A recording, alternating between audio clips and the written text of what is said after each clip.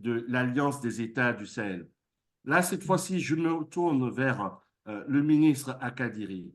Aujourd'hui, comment voyez-vous les relations entre le Bénin et ce nouvel espace qui est né? Je vais parler de l'Alliance des États du Sahel, qui est composée du Mali, du Burkina Faso et du Niger. Comment vous voyez aujourd'hui les relations entre le Bénin et ce nouvel espace qui a tendance, en fait, à se propager avec l'avènement aujourd'hui du nouveau président sénégalais Bassirou Diomaye Faye, hein, qui a été élu tout récemment, qui dans son discours d'investiture a promis ramener les pays de l'AES au sein de la CEDEAO. Quelles peuvent être aujourd'hui les relations entre le Bénin et ces pays-là pour pouvoir attiédir, en tout cas, les différends aujourd'hui qui nous opposent, principalement avec le Niger, pays avec lequel nous partageons une frontière et avec lesquels nous partageons quand même une communauté Merci. de C'est bon maintenant. ressortissants de part et OK, d'autre de la merci, monsieur frontière. le modérateur.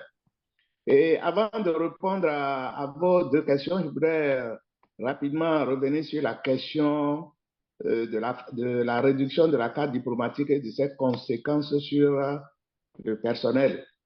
Et beaucoup de mes prédécesseurs ont parlé justement de la réduction du personnel au niveau des ambassades, même celles qui sont ouvertes aujourd'hui, celles qui sont en activité. Mais c'est le problème de la carrière diplomatique qui se pose à nos diplomates de carrière. C'est la question de la carrière. Les gens ont été formés pour exercer un métier. On ne s'improvise pas diplomate, hein. C'est toute une carrière, comme toute autre carrière que chacun de nous a aimé, a pratiqué, ainsi de suite là. Ils sont là, ils sont rappelés. Les diplomates, c'est l'intérieur et l'extérieur.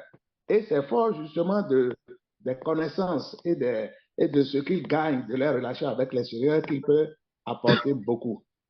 Donc, ce n'est pas seulement au niveau de la réduction, ce n'est pas seulement la réduction au niveau des ambassades, des problèmes de ressources humaines, mais il y a également des problèmes matériels. Vous, de la diaspora, vous savez, et pour ceux qui ont été victimes de ça, le nombre de fois qu'on a dit la machine n'est pas bon ceci, un bon cela. Mais, donc, il y a des problèmes de ressources humaines, insuffisance, des problèmes de ressources matérielles et le problème de la carrière diplomatique qui sont menacés, la carrière diplomatique qui est menacée et dont on doit se préoccuper. Aller au ministère des Affaires étrangères aujourd'hui, le moral n'est pas du tout bon parce que les gens se posent la question de ce qu'ils deviendront demain par rapport à ça. Mais enfin, on espère bien que tout ça là va changer. Relativement à votre question par rapport à la CEDEAO et sur les États de l'Alliance des États du Sahel, je voudrais dire ceci. Le Bénin, depuis son indépendance, est un fervent partisan de l'intégration africaine. L'année prochaine, en 2025, la CEDEAO aura ses 50 ans. C'est-à-dire combien cette institution-là mérite, en tout cas a fait du chemin, et mérite d'être gardée comme étant le creuset pour permettre aux pays membres d'aller effectivement vers l'intégration. Qu'ils vous souviennent que dans cette tradition intégrationniste, le Bénin faisait partie de la Fédération du Mali, ne l'oublions pas, qui regroupait déjà au niveau des années 60 le Sénégal, le Mali, le Bénin et le Burkina Faso. Et justement, pour des intérêts qu'on ne saurait présenter comme des intérêts allant dans le sens de ce qui arrange ces États-là, que cette fédération-là s'est éclatée au bout de 2 ans. Et on a pu surgir entre-temps le Conseil de l'Entente et puis toutes les autres organisations sous-régionales qu'on a connues dans le temps. Au plan africain, n'oubliez pas que l'OCAM, qui avait été créé à l'époque, Organisation commune africaine et malgache, son premier secrétaire exécutif, c'était Feu professeur Albert Iwadje, voyez-vous. Et au niveau de l'Union africaine, pour aller au plan continental, le Bénin fait partie des plus fervents partenaires, donc partisans donc, de l'intégration africaine. L'ambassadeur Poyon, Gracien Poyon, était l'un des hauts fonctionnaires. Le ministre Vieira, Désiré Vieira, voilà les gens qui, au niveau de l'OEA, dans les années 60, 63, vraiment, je dis tout ça là pour dire quoi? Pour dire que aujourd'hui, la CEDEAO a besoin d'être maintenue. Et le Bénin, justement, fort de comment je dirais ça, fort donc de son ADN intégrationniste, doit tout faire pour que les 3 pays de l'Alliance du Sahel là, ne quittent pas du tout cette organisation-là. Nous en avons besoin. Quand l'Union européenne, tous les jours, fait tout pour devenir une réalité face au reste, aux grands ensembles du monde, ce n'est pas à nous maintenant de nous engager à passer cet outil précieux-là. Donc, sous ce regard-là, l'une des actions diplomatiques qui doit être menée, c'est de tout faire pour que l'alliance-là, les 3 pays de l'alliance reviennent au sein.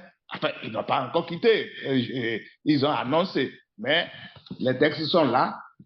Faisons tout pour que cela n'arrive pas, parce que ça nous affaiblit. Personne n'est gagnant dans cette affaire aujourd'hui, même les plus va-t-en-guerre qui pensent que c'est de leur sortie là qu'ils pourront gagner quelque chose. Ce n'est pas vrai. Relativement au Niger, c'est dommage. Dans ma première intervention tout à l'heure, je disais que notre diplomatie se caractérise par une sorte de repli sur soi ou d'isolement, marqué par un tâtonnement et puis un rétropédalage constant. Nous devons tout faire. Fort des liens historiques qui nous lient au Niger. Vous savez, le Dendi, c'est le Zerma du Niger. Hein? Là où ça, vous trouvez les Peuls. Donc, c'est les mêmes peuples qui entretiennent des relations séculaires dont nous devrions tenir compte pour que, quels que soient les problèmes qui peuvent nous opposer, nous fassions tout pour qu'on n'en arrive pas, pour que nous n'en arrivions pas à ces dérapages verbaux et à ces erreurs de casting que nous avons connues après le coup d'État de juillet 2023. Je ne dis pas que nous ne devons pas respecter les décisions de la communauté à laquelle nous appartenons. Ce serait aller en contradiction par rapport à tout ce que j'ai dit dans ma première intervention. Mais nous devons avoir une application intelligente, justement, des décisions. Qu'est-ce qu'on a fait au Togo qui, pendant que le président Yancibé assistait à toutes les réunions, prenait toutes les décisions, se faisait l'intermédiaire pour qu'on libère le fils, on libère la femme, on passe ci, on passe ça. Résultat, aujourd'hui, c'est nous, c'est notre père notre port qui est en déshérence. C'est les 3/4 de ce qui passait par le Bénin vers le Niger qui est retourné au Togo aujourd'hui. Vous avez appris, en tout cas moi je l'ai lu, que le préfet de Gaïa, pour être venu au Bénin seulement, là, rencontrer le maire de Malandi, il est retourné, on l'a relevé de ses fonctions. C'est dire que jusqu'à présent, les autorités nigériennes nous en veulent. Nous devons trouver par tous les moyens, les canaux nécessaires pour que justement les choses se fassent vraiment correctement, la coopération reprenne entre nous. Ça arrive, mais moi je suis persuadé que nous avons les ressources nécessaires pour faire cela. Je terminerai en disant que quand vous regardez la carte diplomatique du Bénin, le Niger est le pays dans lequel le Bénin a un patrimoine immobilier le plus prestigieux. Je dis bien prestigieux. Aussi bien l'ambassade que la résidence de l'ambassadeur. On ne peut pas faire de tels investissements à coût de milliards, je précise bien. Eh bien, et laisser ça dans cet état-là aujourd'hui. Nous devons tout faire pour resserrer, pour reprendre avec le Niger, nous mettre en situation donc d'un pays fortement désireux de l'intégration sous-régionale africaine, et même si on voulait rester dans le prolongement de ce que nous étions au plan international, où vraiment nous étions, surtout au temps de la Révolution, un parmi les non-alignés les plus actifs. Bon, le mouvement des non-alignés qui est l'héritier donc de la conférence de Bandung de 55, nous devons garder cette posture-là parce que c'est tout ça qui participe à l'image de notre pays à l'extérieur et qui fait du Béninois lorsqu'il va dans une conférence internationale, lorsqu'il décrit son identité, on dit, ah, petit pays qu'on connaît, on connaît très bien. Gardons cela, gardons espoir que les choses vont s'arranger parce qu'il y va de l'intérêt. C'est parce que c'est à travers justement ces actions-là que le pays peut trouver tout ce qu'il lui faut pour amorcer définitivement son développement. Voilà ma réaction par rapport à vos questions.